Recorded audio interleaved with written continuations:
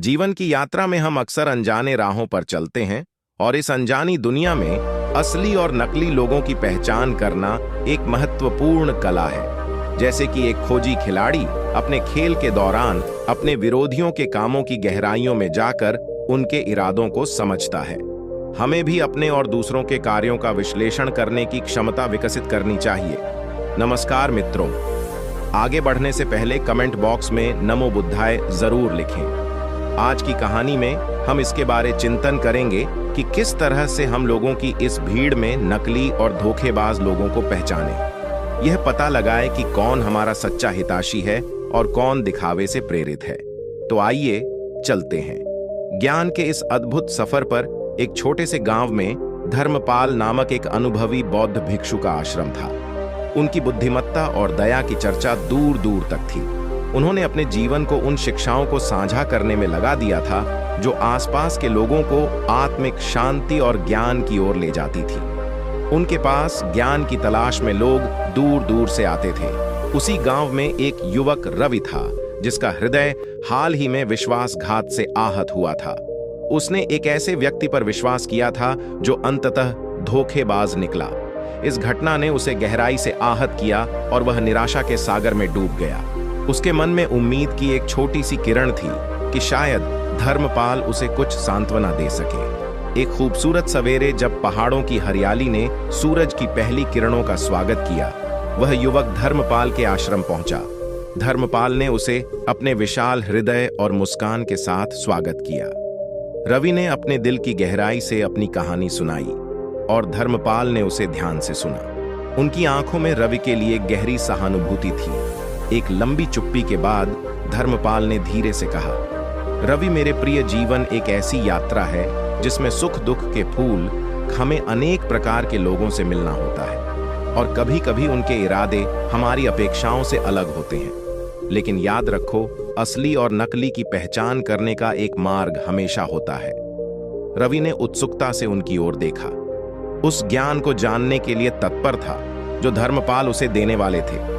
धर्मपाल ने आगे कहा, आत्म जागरूकता और सच्चाई की खोज ही वह कुंजी है जो हमें दिखावे से परे देखने की शक्ति देती है। जैसे एक पेड़ की पहचान उसके फलों से होती है, वैसे ही एक व्यक्ति का चरित्र उसके कार्यों और इरादों से जाना जाता है। रवि ने धर्मपाल के शब्दों को गहराई से समझते हुए सिर हिलाया और उनके ज्ञान को अपने दिल में बसा लिया। एक बार की बात है, धर्मपाल ने रवि को एक कहानी सुनाई जिसमें दो साहसी युवक एक अरण्य की गहराइयों में अपने साहसी कदम बढ़ाते हैं। उनकी यात्रा में वे एक वृद्ध सज्जन से मिलते हैं जो शक्तिहीनता की स्थिति में थे और सहायता की गुहार लगा रहे थे। एक युवक ने दया की भावना से उनकी सहायता की, जबकि दूसरे ने अपने लाभ की खोज। दिया जाता है दयालु युवक को एक अनपेक्षित धनराशि का पता चलता है, जबकि लोभी युवक तूफान की चपेट में आ जाता है। धर्मपाल ने एक पल के लिए विराम लिया जिससे रवि को कहानी के निहितार्थ को समझने का अवसर मिला। फिर उन्होंने अपनी बात जारी रखी, यह बताते हुए कि असली इंसान वे होते हैं जो दया, निस्वार्थ और सहानुभूति से चलते हैं और बिना किसी प्रतिदान की आशा के मदद करने को तत्पर रहते हैं।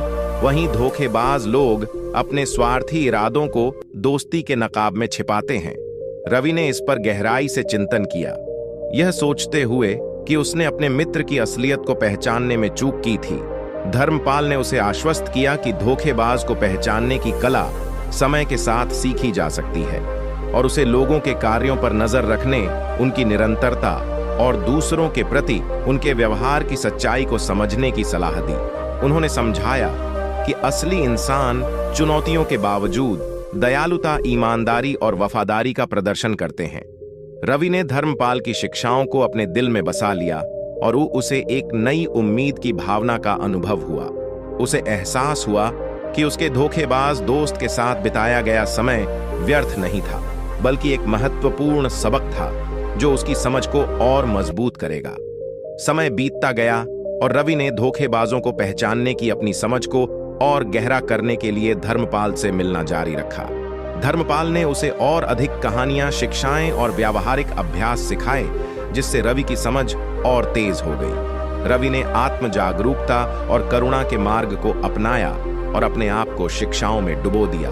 महीने बीत गए और रवि की धोखेबाजों को पहचानने की क्षमता मजबूत हो गई।